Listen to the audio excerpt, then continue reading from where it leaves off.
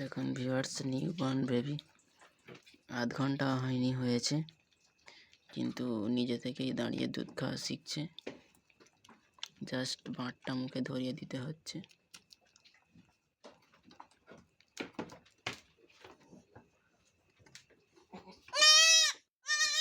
ফুল এখনো পড়েনি।